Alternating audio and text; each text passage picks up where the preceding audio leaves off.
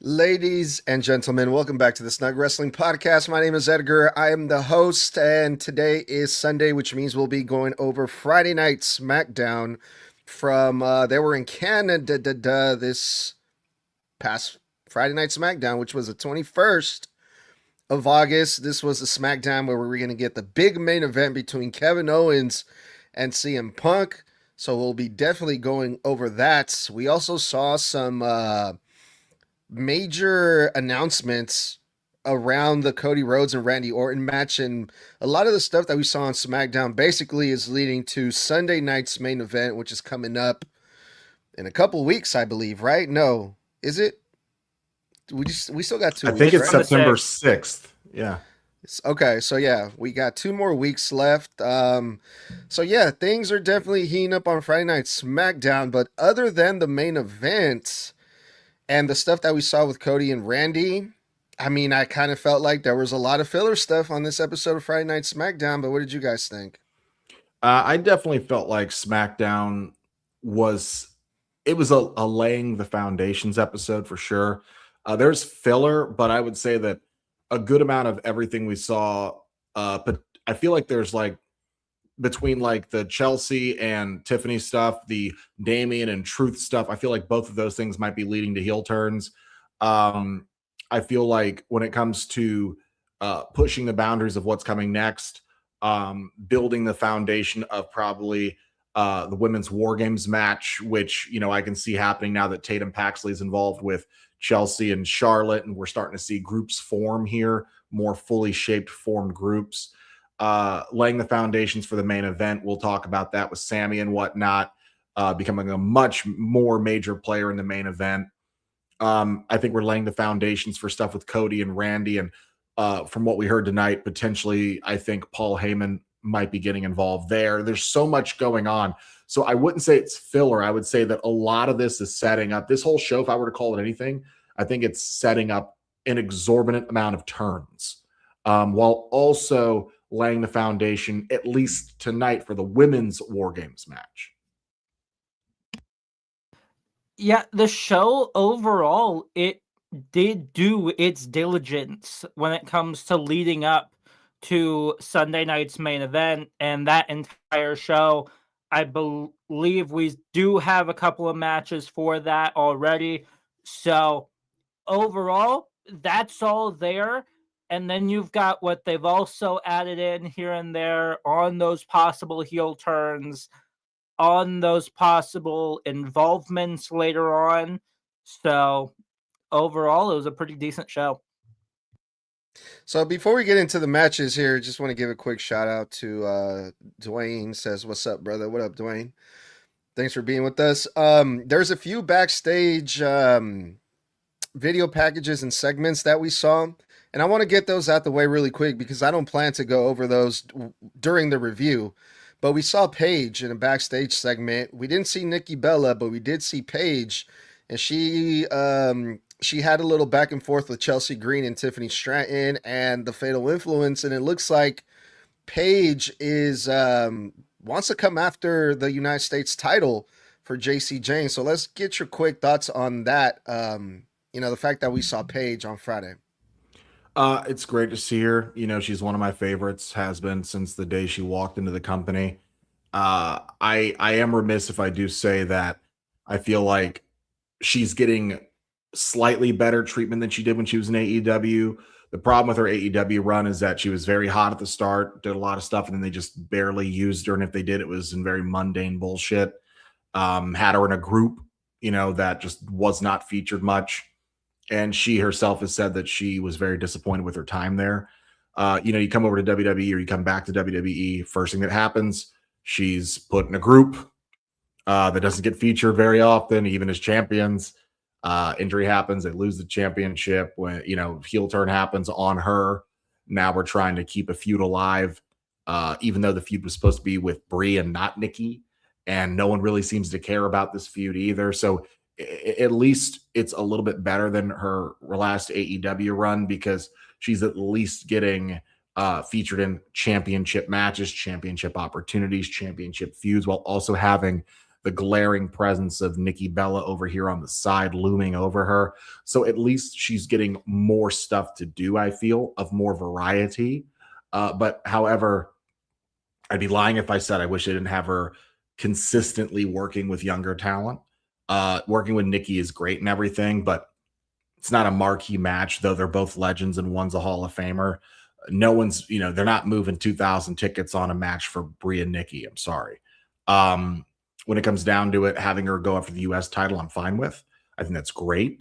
But I also think if you're going to have her do that, she needs to either put over the talent that beats her to retain or win it, or she needs to win it to add prestige to it, being another legend holding it and just constantly padding out that list of high level athletes, women's of the WWE professional wrestlers that have held that championship, to constantly keep giving it more prestige. Because right now I feel like the Intercontinental Championship on the women's side has had fucking Becky Lynch. It's had Lyra Valkyria. It's had Sol Ruca. It's had it's currently with Raquel.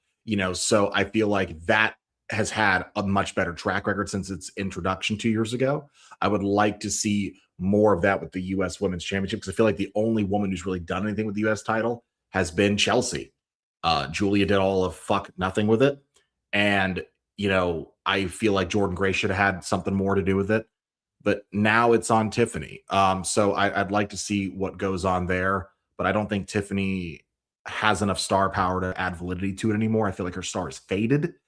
And I think that's why they have Chelsea with her, to rebuild that for her.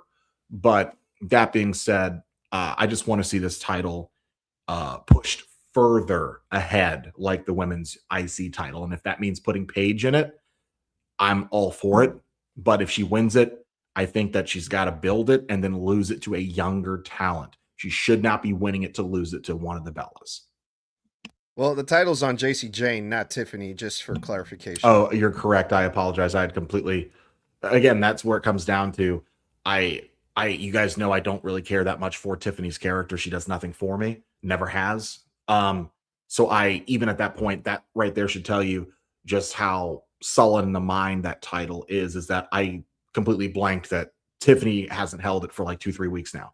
And that's because how little I care about that title, and I want them to make me care more about that title. Yeah, I overall feel as if Paige winning it would do exactly what Becky Lynch did for the Intercontinental title. It would bring more prestige to it. So I wouldn't mind seeing Paige hold that title. But the biggest thing is this. When Paige returned, there was a couple matches I had in my head going on, and this was before Fatal Influence even got called up, I believe. So the thought process was this: her versus Rhea, and I would not mind seeing Paige versus JC Jane. And if that's for the US title, then so be it. I would still love to see that match. I genuinely think the biggest matches you could put on with Paige in the mid-card women's division for me, even if, like, because just because you're in the mid-card does not mean you're not a main event. And I want to make that clear. I think people miss that distinction. That's like saying, well, John Cena was US champ. He was a mid-carder. No, he was a main event champion holding a mid-card title, raising its prestige. I would love to see Paige versus Rhea, Paige versus Tatum, a rematch of Paige versus AJ. I mean, there's a couple of things you could do here that I think people would really like. Paige versus Alexa. Like, there's so many mix and matches here, but I do think you have a lot of mileage with Paige. And I think that if you position her correctly, get her away from this Bella's bullshit, let her wrestle real wrestlers, I think that you could set yourself up for some really, really, really good stuff. And eventually, if they move Paige over to Raw, come on, Paige versus like Lyra, Paige versus Sol, Paige versus Becky. There's so many great things you could do to get a lot of mileage out of Paige that you couldn't get with her AEW run. And when you look at the women's mid-card division and you look at, AJ Lee is still in that division. We don't know if Bayley's re-signing or staying. Paige could be there. Like, there's an exorbitant amount of amazing matches this women's division has sitting on a burner, but it's just on a back burner. But those are matches that people would come to see, especially an AJ versus Paige rematch for a mid-card championship, even if it's face versus face dynamic. That's going to have people pay attention because people love nostalgia. But also, both women have proved they've still got it. So I think that there's a lot you can get out of Paige in the mid-card division. I don't even think you need to put Paige in the women's main card championship on this run. I don't. I think she's got a fuck ton of shit to do in the mid-card. All right, let's move on. Because the other thing too that happened backstage was we saw Tatum Paxley with Charlotte Flair, Alexa Bliss. They got confronted by Jade Cargill, Michin, and B-Fab. And since Tatum Paxley got called up to the main roster from NXT, she's just been doing backstage segments the past couple weeks, and they were really short segments. So we're seeing Tatum Paxley on TV, but it's just really short, just backstage stuff, right? So they're kind of trying to tell the story like this is the odd friend that she's just weird, kind of like this is like the WWE version of like Wednesday. She's like super just dark and mysterious, or I don't know how you would explain Wednesday, but it's basically the same thing where she just acts weird, right? And Charlotte Flair kind of defends her, but she's not really trying to be her friend, but she defends her anyway. So Tatum Paxley's so thankful. So I guess they're trying to, I don't know, make Tatum Paxley's character more interesting in that way. But yeah, what do you guys think? Because the reason I want to bring this up is because I don't normally cover the backstage segments like these, but I have been posting Tatum Paxley, the stuff that they've been having to do since, and we get a lot of comments, a lot of likes when it comes to Tatum Paxley. Even though she's only doing very minimal stuff, the people still love her. Like, we get a lot of reactions from Tatum Paxley and her posts from what she's doing. So I want to hear your thoughts and see what you guys think of what they've been doing with Tatum Paxley so far. You see, I don't watch NXT. You and Tommy watch NXT. And I've seen clips, very minimal clips of Tatum in NXT, especially her last couple of matches before she was called up, and some really good title matches she had in the earlier part of the summer. And first thing I thought when I saw her was, holy shit, this girl can wrestle. I literally thought this girl understands ring psychology, timing. She understands crowd connection. I mean, oh my God. Like, watching her in that match, I'm forgetting, I want to say it was against Zarya, where she literally, like, it's for a title match. She's drenched in sweat. Her like makeup's running. She just comes up and is like, oh, like this. And the way they framed her in camera, I thought, holy shit, this girl has got presence. And the crowd loved her. Remember, I get invited to NXT every week. I just never go, but because I only live 40 minutes from it. And I will say this, when I saw that match clip, the first thing I thought was, man, I regret not going this week. Tatum is one of those characters that doesn't have to get in the ring all the time. She's just wildly entertaining for different reasons. And I would say she's not really like Wednesday, because Wednesday is that dark, moody, unexpressive, unemotive type of like darker goth character. Whereas Tatum is like this new neo goth where she is dark and creepy, but she's also like super ecstatic about all the dark and creepy. And that's what sets her apart. She's giddy and charismatic with it. I love her character. From the very short time I've had with her, even without seeing her on main roster, wrestling in a match, her character's drawn me in. And I think that right there is the ticket to her. You don't always have to have her in. She's just fun to watch. She reminds me of Bray Wyatt when he was doing the Firefly Funhouse. Super dark, but then super giddy with all the dark, evil, crazy stuff. But he was infectious. He was charismatic, and you couldn't stop. I'm excited for her match that's been announced against Michin next week to see her on main roster TV. I think she's going to do great. But I'm very excited for the future of Tatum Paxley on WWE TV, especially main roster. Yeah, it's Tatum. Snug, you know how I am with this girl. I absolutely love Tatum Paxley no matter what she's doing. At least she's being used. There are a lot of people you can't say that with. Like, I will gladly say this again, and a lot of people came after me for it because they kept saying, oh, she's injured, but yet she's being used on main event. Jordan Grace, you can't really say that about her at all. She has been out for months. So there is that. But here's the thing with it. Her debut match is within 3 weeks of her appearing. And I will gladly say it now, and we will talk slightly about her later on. It took Blake Monroe 4 fucking months to get her debut match and doing nothing but attacking girls backstage. At least Tatum has like 3 fucking weeks. All right, and the third and final segment that I want to cover really quick before we get into the nitty-gritty of SmackDown and, the actual matches is Shinsuke's Nakamura mystery partner has been revealed. For a couple weeks, Shinsuke has been cutting promos on the MFT saying, I'm not coming alone.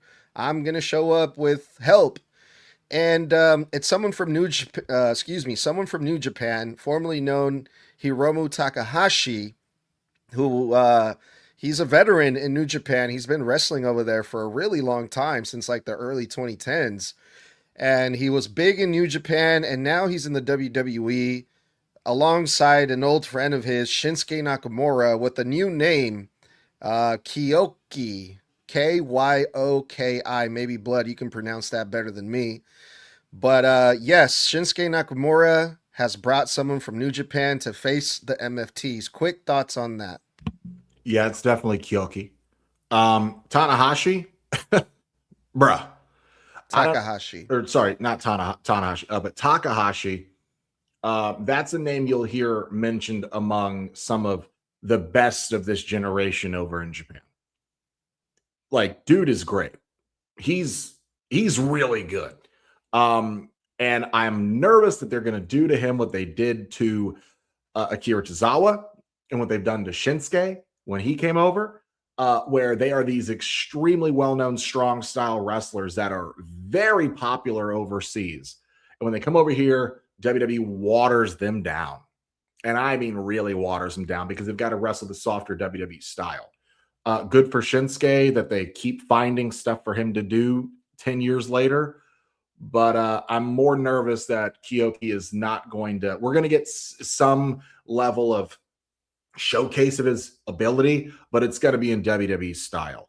And I'm a little nervous to see what that looks like because, you look at Shinsuke pre-WWE and current WWE, he's like a completely different wrestler and not for the better. He's definitely like gone down to cruise control version of Shinsuke. So happy to see Kyoki here now that he's under that new name. But man, if y'all get a chance, go watch his New Japan shit.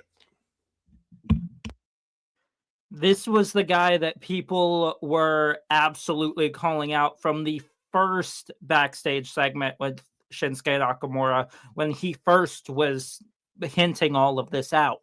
So MFT, good luck with that. But I'm a little bit worried about it, especially knowing the fact that when Shinsuke Nakamura was a heel, I know he's a babyface now, but back when he was a heel for a little bit after getting the United States title from LA Knight, they didn't really do that well at all. Like, that was one of the biggest things that a lot of people were pointing out at that time was how bad that heel run was. Because it really was not that good. And I'm a little bit worried that they're going to do that same exact thing to the new guy that's coming in.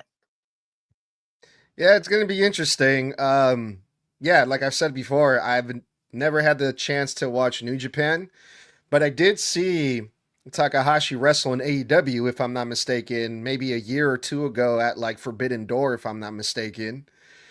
And Wasn't too impressed, if I'm being honest. So we'll see. We'll see what they do with him in the WWE. All right, let's get into the actual show of Friday Night SmackDown. They started things off with Sami Zayn barking at Nick Aldis backstage, demanding a rematch for the Undisputed title because he got screwed at SummerSlam. And then that led to Randy Orton showing up. And then Cody Rhodes, he's in the middle of the ring while all of this is happening backstage, and he calls out Randy. And Nick Aldis tells Randy, don't go out there. Let's be professional. I'll handle it. But Randy Orton goes to the ring where Cody's at. And these two guys have been attacking each other for weeks now, right? They've been beating each other up all over the arenas. So this week, they want to throw hands again. They already have a match coming up at Sunday night's main event. They were ready to throw down, but Nick Aldis stopped them and said, okay, look, this is what's going to happen. If you guys can't keep your hands off each other until Sunday night's main event, you will never get a title shot for the Undisputed Championship ever again. So Randy Orton said, fine, you have my word. I'm not going to risk that opportunity. I'm going to be professional. I'll wait until Sunday night's main event. Perfect. All right, now that we got that settled, they continue to cut promos on each other where Randy Orton basically tells Cody, you're not that guy, Cody. The worst version of you. You ain't got it in you. You're not capable of it. You can't get the job done. Basically, you're the good guy. You don't have what it takes to be me. Like, I can get shit done. I can flip the switch, and I can be the bad guy, not you. And then Cody Rhodes ends his promo with basically the craziest way possible because he told Randy that he is capable of being the bad guy. And Cody, is the one that's going to kill the Viper, end Randy Orton's career. Like, a lot of legends are retiring. Cody gives Randy his word that Cody's going to be the one to end Randy Orton, and he ends the promo with, and that's not a spoiler, that's a prediction. It's like, holy shit, what is happening? Cody Rhodes is teasing Paul Heyman, right? Flip that. What? Yeah, he said that's not a spoiler, it's a prediction. No, it's the other way around. it's not a it's spoiler. Not a prediction. It's a spoiler. Oh, thank you. It's not a prediction, it's a spoiler. Okay, got you. Yes, thank you. Sorry about that. Paul Heyman's famous line, right? It's not a prediction, it's a spoiler. So it was like, holy shit. Cody Rhodes teased Paul Heyman. What is going on here? But what did you guys think? First things first, I like that the entire premise of this promo is that no matter what happens, it's all about Randy and Cody will, by nature, return to form. Randy saying that no matter what happens, the worst version of me is the best version of me. I return to what works. I return to what got me championships. Cody is on the other half of that, where Randy is saying, no matter what happens with you, you always come back to being the good guy. You're the good guy, Cody. You can't be what I be. You can, tiptoe on the edge, but you can't cross over. And it's true, because even when Cody came in as a heel, he was a tag team with Hardcore Holly, and then he went into Legacy. Remember that the one person of that group that always had that moral, just like constantly wondering if what they were doing was right or wrong, was Cody. When they were a heel organization, Cody was the one questioning everything. Cody was the one wondering if this was the best way to do it. When Randy tried to RKO and punt Dusty, it was Cody who thought, this is too far. We're doing too much. And then obviously they break up and have that three-way at Mania. And it was always Cody wondering if this is the best way to do it. Am I going too far into the dark? Same thing in AEW. He was, in the Indies, heel Cody was great, but then he goes back into the light in AEW. He stays in that Cody verse, as they called it. In fact, he stayed such a consummate good guy, the fans turned on him.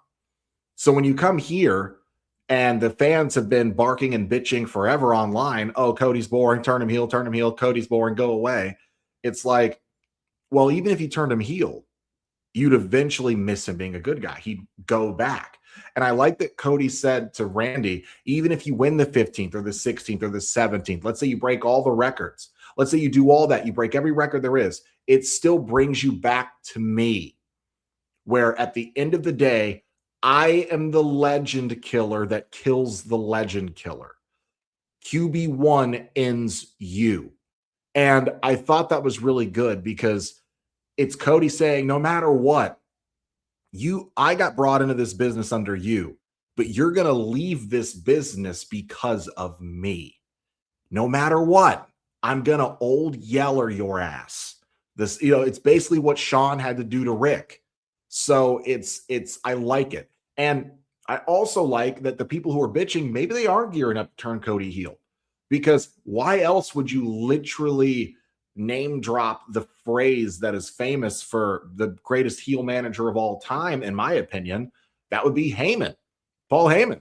So unless they're just teasing it to cue up the fans noticed that and they went, ooh, it got a reaction. And I guarantee you that line in that promo was to gauge how the audience would feel about a Heyman-Cody team up. I'm fine with Cody being a face, but I'm totally okay with seeing that too. And here's the best thing about that. We now have 3 different options that have been handed to us right now, which is Paul Heyman sticking with the Vision, which I hope not. Paul Heyman going to Oba Femi, because there was that whole handshake going on between those two. And now we've got Paul Heyman with Cody Rhodes. Those are 3 massive options that were just handed to us right when Cody said that line. The question is, which one will they go with? Like, either way, this is going to be a phenomenal thing for any of these guys. Just having Paul fucking Heyman by your side automatically puts a rocket on your ass like there's no tomorrow. So there is that. I'm very interested to see if these two can fully keep their hands off of each other, especially knowing the fact that Cody Rhodes is ready for a fight 24/7 with Randy. I'd like to also note that you made a great point. There are 3 options here. And it's not even the Vision. It's Braun, Oba, or Cody. I think they're trying to move Paul away from the Vision. I think the Vision is going to separate from Braun Breaker. I think that's what they're trying to do now with that story on Raw. Braun is separating from the Vision. And I think Braun is going to realize that Heyman's holding him back. He's not going to want to be controlled. That's going to lead to him trying to court Oba, who's going to be like, well, hold on, Paul, I respect you, but I don't need you. And he's going to reject Paul. And then I think that is when Heyman turns up and goes with Cody. And I can see that happening sometime on the road to WrestleMania. If not at WrestleMania, we get that heel turn and Paul Heyman aligns himself with Cody. But I definitely think that is where we're leading, that it's a forward, it's Braun going, I actually don't need you. Oba going, well, hold on, you're not doing that with me. And then Cody going, you know what, screw it. So I think that's where we're heading, but I like it. I like it a lot. I'm really excited for what January through April is going to bring to us, especially with Cody. The first official match of Friday Night SmackDown of the night was a tag team title match. The MFTs, the new champions, they just won the titles, I believe, last week. And they're going up against the former champions, Damian Priest and R-Truth. So the rematch clause comes into play in this one the week after, right off the bat. The War Raiders, who are AAA Tag Team Champions, were backstage watching this entire thing go down. The MFTs are accompanied by their new manager, the legendary badass Haku, which I still think it's really cool that we're seeing that today in 2026. And, man, this match was a lot better than I was expecting, man. It got this awesome chance. Damian Priest and R-Truth looked really good. People were going crazy for this match. It was exciting. It was a good tag team match, I thought. There was a couple times where I'm like, oh my God, Damian Priest and R-Truth almost won the tag team titles back. Some really, really good false finishes there. And for an opening match, I thought it was really good too. The MFTs got the win. They isolated R-Truth. They took out Damian Priest. They hit their finisher on R-Truth, 1, 2, 3. And at the end of the match, we got like this weird moment between Damian Priest and R-Truth where Damian Priest was standing over R-Truth, and it kind of looked like Damian Priest was done and he was about to turn and attack R-Truth. Like he was giving him a really dirty look. But nothing happened. R-Truth, they got up, they hugged it out, and then we went off air. But yeah, some good stuff happened in this match, and everything after the match as well. It makes you wonder how long Damian Priest is going to put up with R-Truth. Yeah, the match was better than it had any right to be. I'd argue that this was the best showing of Tama and Tala that we've seen actually since they've come to WWE at all. This match had a lot of fanfare. Crowd loved it. They obviously love R-Truth, especially R-Truth doing John Cena's shtick, which I guess John Cena has just happily passed along to R-Truth completely now. And the finish was really good. The Red Cross was done really well as far as the tag finish from the MFTs is concerned. And then, yeah, we get that weird moment after where it looks like Damian's going to turn heel on Truth. And I think that this is feeding into the larger story of Finn Balor. Because last week we saw that Finn Balor and Damian had a little bit of an issue.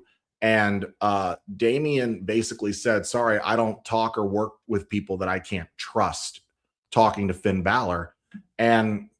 But what if Damian is the one that becomes untrustworthy? What if Damian turns on R-Truth and Finn makes the save? And now we get a Finn versus Damian feud, but now it's flipped. Babyface Finn versus a heel Damian Priest. I would also like to see their feud move into a main event slot feud, not a mid-card feud, because I really would like to see Damian back up in the main card picture, but I also don't want to see them drag Finn out of the main card title picture into the upper mid card, because I think we've done a lot of good work rehabbing Finn from being mid card for so long with the Judgment Day and having those matches with Punk this year, and then also the SummerSlam Fatal 4-Way and everything as a contender for the main championship. So I would hate to see them drag Finn down into a mid-card feud. So I say lift Priest up into that main event feud. Yeah, what I was kind of hoping out of this was a Priest turn, because I was hoping he would get away from R-Truth and be pulled back up to the main WWE title division where he honestly deserves to be. I mean, this is a former world champion we're talking about.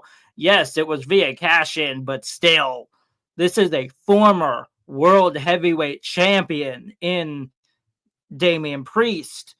So I was really, really hoping he would turn on Truth and kind of be pulled up back to that title spot, but that didn't happen at all.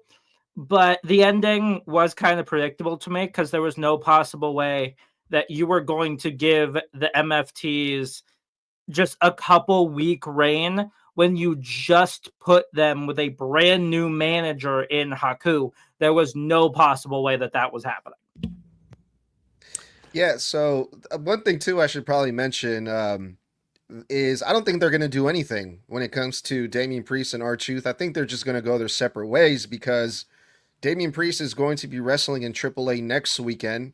This is one of the shows that's going to be counter-programming AEW All In, and Damian Priest is in a Fatal 4-Way match for the Latin American Championship, and Damian Priest is the favorite to win it. So it looks like Damian Priest might be the next Latin American champion for AAA. So I don't know if that means we'll be seeing Damian Priest more in Mexico and less on the main roster, or we'll be seeing Damian Priest on the main roster with AAA Gold. I think either can happen, but if there's one thing I do know is that my sunglasses are kind of trash right now. And that's why I'm happy to introduce the sponsor of today's episode of the Snug Wrestling Podcast, Giulia. If you're tired of flimsy sunglasses that look the same as everyone else's, then you need to check out Giulia. These are handcrafted, limited run shades straight out of Los Angeles, made from 50% recycled materials like plant-based cellulose acetate and titanium. They've got UV blocking sun lenses, blue light options, and even prescription lenses, all built to last and look clean. Plus, Giulia is serious about sustainability. They're a member of the nonprofit organization 1% for the planet. And that means 1% of every sale is donated to reputable environmental organizations around the globe. And because you listen to Snug Wrestling, you get an exclusive 10% off any order with the code SNUG at checkout. And full transparency, when you use that code, we earn a small commission, but it helps keep the show rolling and you get top tier eyewear in return. So go to Giulia.la, that's AKILA.LA, and level up your look responsibly using that code SNUG, SNUG, at checkout for 10% off any order. Well, we were supposed to get the big major debut of Blake Monroe officially on SmackDown, but it never happened. Tommy, you were saying that, we had to wait 4 weeks to get her debut, but the match never started. The bell never rang, which means Blake Monroe technically has not made her debut on the main roster, because Giulia, which was supposed to be Blake Monroe's opponent, was making her way to the ring when Blake Monroe attacked her from behind and just started wailing on Giulia. I mean, Blake Monroe made a huge statement, but I mean, we didn't get a match out of this or anything, but she did say something into the camera. There was also a video package or a backstage segment with Blake Monroe before the match where she kind of felt like, hey, I'm championship material, but they got me over here feuding or debuting versus an old friend of mine, Giulia. Okay. And it's in Canada on top of all of that. Like, what the hell? I shouldn't be doing this. Blake Monroe was kind of feeling herself a little bit too much. So it looks like this is not how Blake Monroe wanted to make her debut in storyline, and fucked up the match intentionally is what I understood what was happening here. But yeah, other than that, Blake Monroe came up to the main roster from NXT over a month ago at least, and she's attacked, I think, 2 people backstage. One of them was Candice LeRae.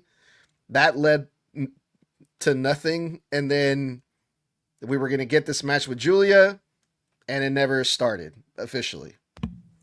I just find it funny that she attacked Candice LeRae, who was apparently supposed to be a heel valet for Johnny Gargano, who's also done literally fuck all on SmackDown. So I don't know why a heel attacking a heel. Like, I mean, is Candice a face? Point is, I don't care enough to figure it out because I forgot Monroe worked here. End of the day, I don't have a lot of thoughts on this because they've given me no reason to care about her. So that informs me that I should have no formed opinion on the latter. So I pass it to you, Tommy. I couldn't give a shit. What I find interesting is the fact that not only is Blake Monroe over here talking shit to Giulia on Twitter, with Giulia ending the conversation with "Show me you're the real deal," in which Blake Monroe pulls out, "Show me you still got that quote unquote strong style in you. Until then, Icy," or however the fuck you say it. But not only is she going after her, she's also going after Bayley as well. Who, Blake? Blake Monroe, yeah. Blake posted that she's worthy of going after that world title, in which Bayley said one word, "Okay." And Blake's response was, "That's it?" Bayley said, "Maybe, maybe not." And then Blake's response was, "No one likes a tease. See you on Friday, or don't tweet me again." So if they're doing what they did with John Cena and AJ Styles, which was kind of, hey, leave it up to Twitter, let's see if they want to see it, I would not mind seeing Blake Monroe versus fucking Bayley. You want to throw her into the water, see if she swims? Throw her into a match with Bayley, someone who is highly, highly underrated completely, and a massively good wrestler in herself, and see if Blake Monroe can swim. I disagree. I don't want to see Bayley versus Monroe because that means Bayley has to lose. They're not going to debut Monroe and then automatically have her lose her first debut match after all this build and all the pomp and circumstance of her being like, this is not the way I want to debut. So they're not going to have her debut to lose to Bayley. They're going to use Bayley as a stalking horse to raise Blake Monroe's stock on the main roster with the fans. I don't want to see that because Bayley has done enough giving, in my opinion, at this point. It's time they put Bayley in a position to succeed and win championship gold or be in real great upper main card feuds. I also am annoyed that they automatically just would move her over to SmackDown and not finish tying up the loose end of Lyra. She just goes out that way where they have one match as where Lyra's a heel and then bam, we don't see Bayley for a month and a half and now Bayley's just on SmackDown, tuck, tail, turn, and ram. Come on. No. Well, for one, I really like what they're doing with Blake Monroe because she's coming off as this entitled freaking, for lack of better word, B word, right? And she's like, nah, I deserve to debut for the women's champion. And it's wait a minute, that's not how that works. And a lot of fans were giving her backlash for that. They're like, you haven't done anything to deserve a title shot. But Blake Monroe's like, fuck you, I deserve a title shot already, even though I just came in. So I really like that entitlement from her. It gets a lot of good heat. It's interesting to me. And I want to see more of Blake Monroe. Hopefully we get to see her debut sooner than later officially.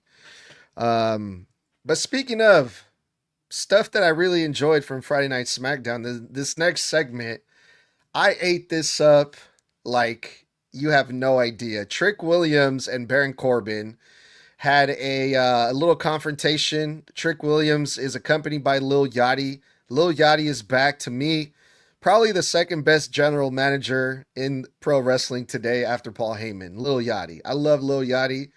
I love seeing him with Trick, and I love seeing what he does. The last couple weeks, Lil Yachty has been attacking Baron Corbin with the kendo stick. He did it again on this episode of Friday Night SmackDown because Trick Williams calls out Baron Corbin and he says, Baron, I want you to prove that you can beat me without cheating because last time you cheated and that's the only way that you can beat me. So I want my rematch. I want my title back. Wherever it is, because Baron Corbin wasn't holding it at that time. Baron Corbin says, the U.S. title is getting a haircut. So he's getting rid of that little Trick Williams theme that the U.S. title had going. Trick Williams was not happy about that. And Baron Corbin refuses. He's like, I beat you for the title. I gave you a rematch. I beat you again for it. You're done. Which makes sense. You've had one opportunity to get the title back and you failed, Trick. So no, I'm not giving you a rematch. Okay. Trick Williams attacks Baron Corbin from behind with the kendo stick. And Baron Corbin says, all right, fine. Look, give me 5 minutes with Lil Yachty. 5 minutes in the ring, one-on-one, me and Lil Yachty. And if Lil Yachty can survive 5 minutes in the ring with me, I will give you a title shot, Trick. And man, this took me back, man. This is classic right here, wrestling stuff. I haven't seen this done in a while, it seems like, but I'm glad that they're doing it, especially with Baron Corbin. And is Lil Yachty going to accept this for his friend Trick Williams in order for him to get another title shot? And he accepts, and here we go. So I think this is all going to go down at Sunday night's main event, if I'm not mistaken. We're going to get Lil Yachty versus Baron Corbin for 5 minutes, and I think it's going to be really fucking entertaining. Yeah, this used to be called a beat the clock challenge. So this is what's happening. It's going to be Baron Corbin versus Lil Yachty in a 5-minute beat the clock challenge. I definitely think it's going to be entertaining. I have a sneaking suspicion that it's going to be Trick Williams providing distractions and whatnot against Baron to run this clock down further, where he's going to keep wasting time. And Yachty is going to fire up from underneath and get some offense in to eke out the win, not by pin or submission, but just by surviving. And I think that's fine. It doesn't make Baron look stupid if Trick is out there providing aid via distractions and causing unseen interference without touching Baron, things like that. It still protects Baron because it's basically going to be him trying to fight Yachty and dealing with a whole other person on top of that. When it comes to the segment, I thought the segment was mostly entertaining, but oddly enough, I remember Baron Corbin being a better promo. And he's not a bad promo by any stretch of the means, but I've heard better promos from him, and I thought this one was a little stagnant. Felt like he spun his wheels a little bit, like he got lost once, maybe twice, and he had to keep thinking back in. But it was also the pacing of his promo, this way he structured his sentences. It just sounded very weird, like he was trying to full-blown remember a script. And that was very distracting to me. And I love Baron Corbin. Love him to death. Follow him on TikTok. He's got a great channel where he cooks and grills and teaches you how to cook. But this was one of his weaker promos, in my opinion. But other than that, I'm very excited. And I'd like to compliment Lil Yachty. When you have celebrity involvement, it can be very forced. It can feel very aggravating, like they're just here to bolster their name or whatever the fuck they're doing outside of the company in the real world. Like I love Jelly Roll, who took it seriously and moved to Florida for 2 months to train for his first match at SummerSlam last year. Pat McAfee obviously cares about the business. He's actually trained to do real matches. But like I like seeing that like Yachty is one of the biggest global rappers in the world. And he could easily have just stopped in for a couple weeks to do this shit and then just left. Dude's been with Trick for a minute. And he has been there week in and week out, full-blown flying to the cities. They're in the, like, he's in it. And I respect the hell out of that level of commitment because he's rich as fuck. He could be doing anything else he wants to do. He's here every Friday Night SmackDown, every PLE. And I got to say, he's really earned my respect as a celebrity crossing over. He really has. Yeah, I was a little bit worried at first when Lil Yachty showed up because the last time we had like a full-on rapper show up on WWE TV for even a little bit, it was Travis fucking Scott. And that thing ruined that WrestleMania main event with Cena and Cody. It full-blown ruined it. So I was a little bit worried, but I will absolutely give Lil Yachty his props. He, like Blood said, he is in it completely. He's here every week, every PLE, everything. He's there. He's taken all of this seriously. But I do think he's a little bit over his head. I really do, because Baron Corbin is nobody to fuck with. And it seems like the only way he's going to win this and beat this clock is if Trick Williams is ringside, causing a bunch of distractions. Maybe a kendo stick gets involved here and there, because that's been a massive thing with Yachty as of late is, hey, look, kendo stick. So that's the only real way I see him winning this. But to me, as of recently, this entire concept just feels like a speed match on WWE TV. Like, I get that they used to do it like a bunch of times back in the day, but I'm going to have to see it, because right now it just feels like a speed title concept. No, it's just 5 minutes. That's the only similarities that they share. This is not going to be a competitive match at all, like those speed title matches. This is a manager versus a pro wrestler, and usually when they do it, it's usually a heel manager who's been fucking over the babyface left and right, where the babyface finally gets his opportunity to get his payback on the general manager. But this time is a little bit different. This time the general manager is a babyface, or you can say he's a babyface, because Baron Corbin is for sure the heel. So it's going to be interesting to see. Very entertaining stuff. I'm really looking forward to it. But I got to tell you guys about some good stuff here, man. The people from the Strong Coffee Company, they make some amazing coffee, some amazing coffee, excuse me. And we are sponsored by them. This episode is brought to you by the Strong Coffee Company. They make premium instant coffee blends for people like me, lazy people that just like convenience, great taste, and just more out of your cup of coffee.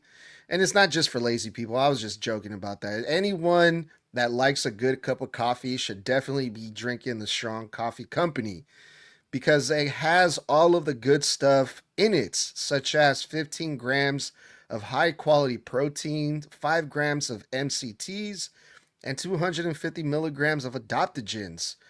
Um, yeah, man. So this stuff from the Strong Coffee Company, it's made to give you energy and focus and alertness without the usual jitters or an afternoon crash like you would with a regular cup of coffee. Um, so if you're not into the super dark coffee like I am, they also have something for for the sissy lalas. No, I'm just kidding. They do have something creamier. They have lattes combined with organic Arabica coffee. That also has protein, collagen, and healthy fats to help your mind and body throughout the day. It's easy to prepare, it's quick, it fits into your busy schedule, and it tastes great. Kind of like a traditional cup of Joe, but better. So hurry on over to the Strong Coffee Company. Use the promo code SNUG at checkout to receive 20% off your order. That's promo code SNUG, 20% off at Strong Coffee Company. All right, I think it's time for the main event now. Let me see. Where are we at? Tiffany versus Oh, Lash. that's right. We saw that match. It was a one-on-one. Tiffany Stratton, former U.S. champion, versus big badass Lash legend. Tiffany Stratton was still selling the damages from last week after being attacked by Nia and Lash Legend. Um, Tiffany also had to defend her U.S. title that same night to JC Jane, which she lost. So going into this match, Tiffany Stratton was not 100%. Lash Legend was well aware of this. And Lash Legend went to work and hit her finisher on Tiffany Stratton. 1, 2, 3. Huge win for Tiffany Stratton. I'm sorry, for Lash Legend over Tiffany Stratton by defeating a former WWE Women's Champion and former U.S. Women's Champion as well. So I thought that was really cool to see. Yeah, I've really, in the short time that we've had her on WWE main roster TV, Lash Legend has really come into her own for me, even though she's been with Nia nearly the entire time. Again, I've said this before, I'll say it again. I've never really been a Tiffany Stratton fan. Her character doesn't do anything for me, doesn't grab my attention. I've seen her character before. And I feel like WWE's booking around her, not her work itself, but WWE's work around her has relegated her, in my opinion, to that of just someone of a catchphrase, someone they can sell merch off of. And so there's no interest to me of her or in her. But Lash, I feel like WWE Unreal Season 3 really made me care more about Lash, seeing her relationship with Trick, seeing her outside the company, seeing who she is as a real person. And that really made me care about her more. And I feel like if WWE in season 4 would give the same treatment to Tiffany, let's see Tiffany, maybe I might actually care about Tiffany more because I feel like I'd have a more parasocial or personal investment in her as a performer because I feel like I would know her more. Right now, she just feels copy and paste, cardboard, blonde, athletic pro wrestler who has a catchphrase. And I could count on 15 fucking different people's hands how many of those we've had. So when it came down to this, having Lash get a win clean, mind you, clean over a former world champion and a former U.S. champion is a big deal. Considering the fact that it was extremely difficult for Jade to put Tiffany away last year on several occasions. but good for Lash, man. Like, she looks great, great look, super athletic, and this might be her biggest win, I think, potentially, since she's come on the main roster in one-on-one action. This might be her biggest win in singles competition. So keep up the good work booking her. I gotta say, WWE, for all their faults, they have really been honing in, making sure these younger talents, these NXT call-ups of the last year, have really, really been getting the chance to shine and become new, fresh stars. I mean, come on, man. Like Trick, Javon, Lash Legend, just to name a few. Like, these are all names that people know now, that people like watching, that people are impressed by.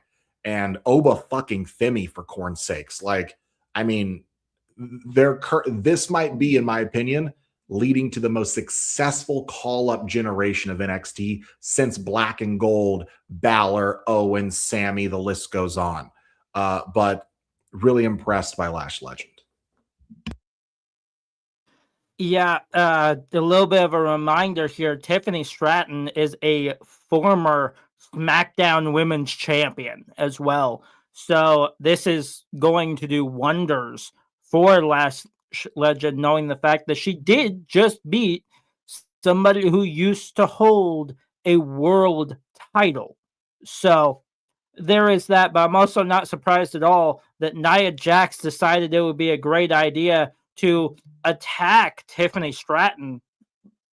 Attack Tiffany Stratton right after that, in which, once again, Chelsea Green decides to come out and risk herself to save Tiffany Stratton. She came out with a kendo stick. So there is that as well. I'm very interested to see where this is going to go in that story. I'd also like to highlight when Chelsea came out, what a pop she got. Oh, they loved her. When she started swinging that kendo stick, she's standing in that ring and they've rolled out. That crowd roared for Tiffany. So, and I think Tiffany's Canadian too, isn't it? Isn't she? So, or not Tiffany, sorry, Chelsea. I'm all this is for Chelsea. When Chelsea came out, what a fucking pop she got. When she cleared the ring, she got an even bigger pop. They came alive for her. But this Chelsea Green thing, it's working. So, in the words of Chelsea Green, suck it, Michael Hayes. All right, Chaw, the long-awaited main event. It was put over that this match is 20 years in the making between CM Punk and Kevin Owens. Kevin Owens has been waiting a long time to see it, and for a lot of fans have also been waiting a really long time to see this match. Now, Kevin Owens is Canadian. They are in Canada. CM Punk got the big pop when his music hit, but as soon as everything calmed down, that we're doing the introductions, CM Punk started getting booed throughout this match, which is weird because I'm so used to seeing Punk being cheered everywhere he goes in every country he steps foot in. But things weren't really going that way here in Canada for Kevin Owens. Kevin Owens did just come back from injury, and a lot of people didn't know if he was actually going to be able to continue to wrestle. Kevin Owens comes back, he becomes number one contender, and he's facing Punk in Canada. So yes, the people naturally got behind Kevin Owens, which then once the match started, it kind of felt like in this territory, CM Punk was definitely the heel. And the match was, it was a damn good match. CM Punk started working on Kevin Owens' neck, which a lot of people were not happy about that. It's the recently surgically repaired neck of Kevin Owens. So talk about getting heat. CM Punk was doing that. Kevin Owens tries to go for the table, clear the table because he wants to put CM Punk over it or through it. CM Punk comes over and puts the table back together. The people weren't happy about that. It was just really good shit, man. It was a hard-hitting match. Both of these guys worked really well together. I mean, at least for me, it did everything. It hit all my expectations. It was hard-hitting. It was intense. Kevin Owens was over there fighting his ass off. And then Sami Zayn comes out. The referee gets knocked out. Sami Zayn comes out and attacks CM Punk. And the people are going crazy. Oh my God, this is Kevin Owens' opportunity. CM Punk is down. And CM Punk kicks out after Sami Zayn assisted Kevin Owens. So the referee's still down. Sami throws the championship to Kevin Owens. He offers the title to Kevin Owens and tells him, hey, hit CM Punk, do it, finish it, get the job done, win this thing. Kevin Owens refuses. He's like, nope, I'm not going to win it, not this way. Sami Zayn takes offense to that, and he hits Kevin Owens over the head with that same championship belt. So now I think it's safe to say Sami Zayn turned full-blown heel on this episode of SmackDown. After Kevin Owens gets taken out by Sami, CM Punk takes advantage. He defeats Kevin Owens. He retains thanks to Sami Zayn. But Sami Zayn continues to beat down on both CM Punk and Kevin Owens after this match. So he's a heel now, bro. Full-blown heel. Yeah, now this one is what I want you to just leave in. This is my second favorite match of the year, Kevin Owens versus CM Punk, behind Roman versus Punk at Mania Night 1. This was probably one of the best and smartest in-ring wrestling psychology matches I've seen in a long time. Not only did it start with the psychology of Punk literally wearing the away team color gear for the Chicago Blackhawks hockey team to piss off Canada, who he shouted in the match, y'all ain't won nothing since 1967. So he's already in their heads. The psychology was Punk went into this match fully planning to work heel, rolling out of the ring and running away, literally booing and pestering back at the crowd. Okay, pissing them off intentionally. He also was smart enough, him and Kevin were smart enough to let Kevin take control of this entire match. Kevin took 90% of this match so that every time Punk could take away the hope spots, it turned the fans against him more to turn them more up for Kevin when he got back to another hope spot. This was genius, giving Kevin the visual pin over Punk first. So then people wouldn't be mad when they saw Punk get the visual pin over Kevin second. Okay. The ref going down, not just because Kevin hit him, but then because Kevin pushed Punk into the ref, meaning that you can't say that Punk turned heel because it was an unintentional hit. Okay. This was genius. Having Sami be the one to make Kevin lose. So Sami turns his back on his best friend and Canada, and that's safe because Sami's really more marketed towards Saudi now more than he is Canada, but Punk is still marketed to Canada. So even if Canada turns on Sami, Saudi won't. This was genius levels of booking, and what a way to protect Kevin without making it Punk's fault. So the fans online can't eat it alive. Loved every bit of it. Every bit of it. Yeah, I feel the same way. The fact that it did not just take one hit to the ref to take the ref out, it took two, because Punk pushed Kevin into the ref, and then Kevin pushed Punk into the ref. So there was that. There was also the immediate knowledge that, yeah, Punk was going to be the heel in this situation. It's just going to happen. Of course, Canada is going to cheer for their Canadian grown man in this match. It was just gonna happen. So that being perfect, Punk going after the surgically repaired neck was also perfect because, again, he knew he was going to wrestle heel for this, which means that neck is the perfect spot for him to go after. So there's also that. So Punk here with this is phenomenal with it, and I absolutely love it. And there were slight little things going on throughout the show that did kind of hint to Sami Zayn turning heel, one of which being, I believe, a couple of weeks ago or something like that, Sami walked up to Kevin and went, hey, I can help you win this title. I can be on your side with it. And and then Kevin just goes, no, I don't want to win that way. I don't want you involved at all. Just stay in the back. So there's also that. It was massively put in that Sami was going to turn heel, and I'm honestly glad that he did, because he's been saying for the last few months, oh, I'm the last real good guy. But the question is, what will Sami do to get back up to the top of the mountain? And it seems like this is going to be the start of his attempt to get back to the top of the mountain.